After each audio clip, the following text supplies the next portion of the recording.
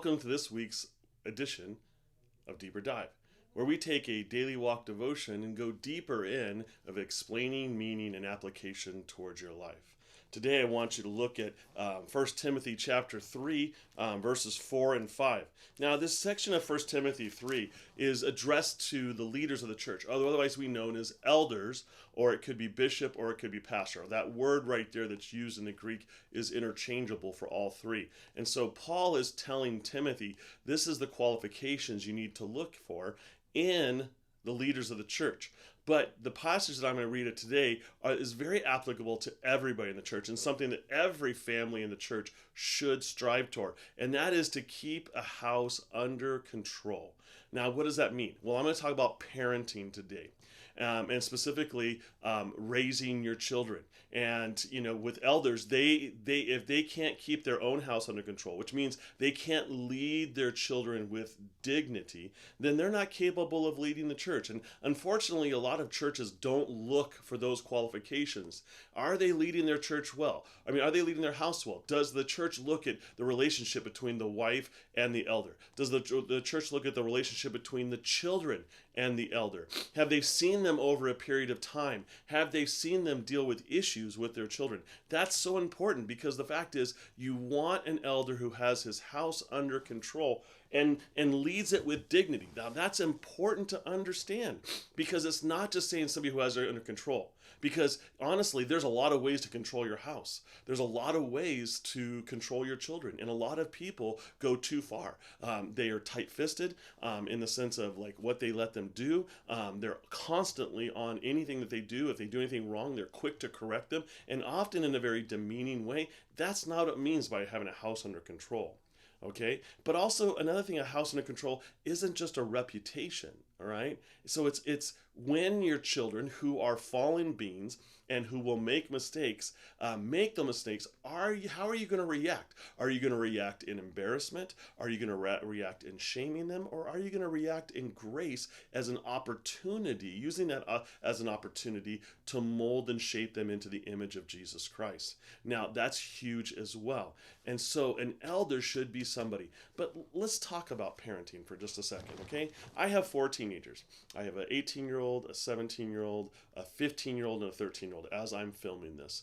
And you know what? Parenting is the hardest job I have ever done in my life, because it's not a 40-hour a week. It's not a 9-to-5 job. It's a 24-hour day, 7-day-a-week job. And the fact is that they often push your buttons when you are least ready and capable of handling that.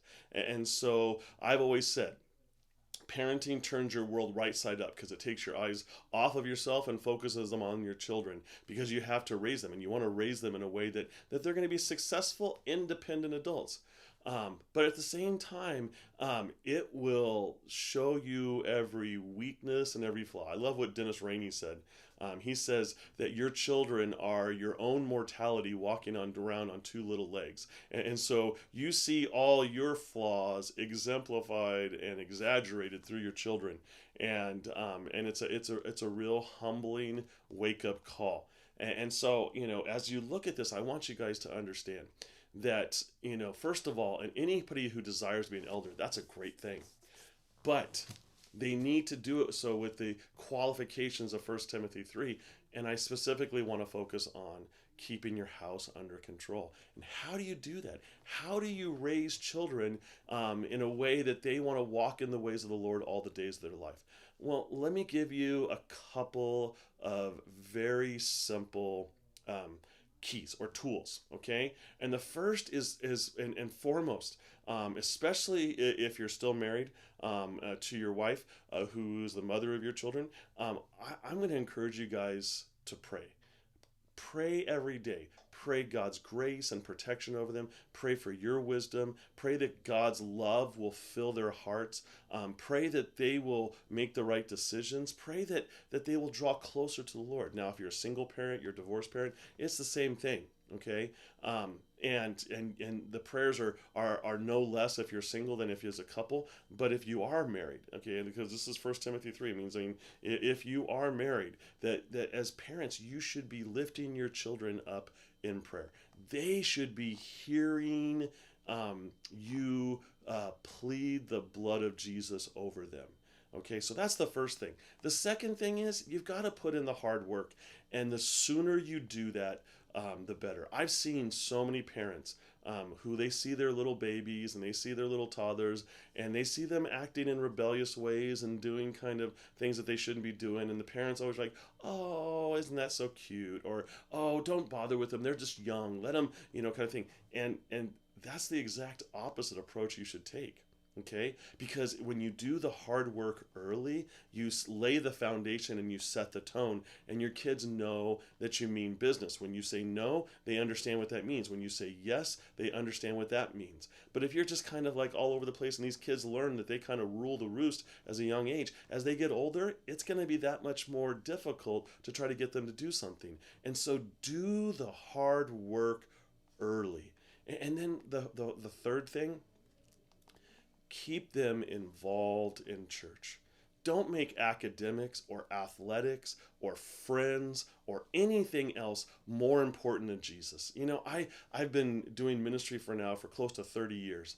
And I've seen parents they want to raise their kids right. So when they're young, they bring them to kids church and they're involved. But as soon as the kids get involved in like Little League or soccer and like that, next thing you know, they're gone all the time. And by the time they're a teenager, you almost never see them because they're so busy doing the other things. And then they just don't want to go anymore. And you can't expect a child to love the Lord if they have very limited exposure to the Lord, and if other things are more important. If you're celebrating their grades more than you're celebrating, how they live for Jesus, don't expect Jesus to be that important. If you're going crazy at their sporting events, but yet you're kind of lazy taking them to church, don't expect Jesus to be that important in their life. You have to make it a priority. And they've done studies that families that have regular attendance to church, their kids are involved in children's and youth activities, and families regularly eat meals together, those are the children that remain in their relationship with God and with Jesus Christ after they get out of high school, go to university, and become adults. They found that. Why? Because there's that house under control, which means is that they're not running to and fro to all these different things. Now, listen, I have 4 kids. They're involved in sports. They're involved, they have heavy academics, all that kind of stuff. But you know what? We temper that in the sense of the fact is that youth group is important, Sunday morning is important, and you know what? My kids, they're pastors' kids. They should be the last kids that want to be involved in anything at the church, because since they've been born, they've been taken to every church event. But you know what? My children, they want to be at the church. They want to go to work with me when school's out. They want to go to every event. They want to go to youth group. Why? Because we've made it a priority. And I just want to encourage you guys to keep your house under control, but pray over your kids, make church a priority, and just treat them with the grace of Jesus Christ.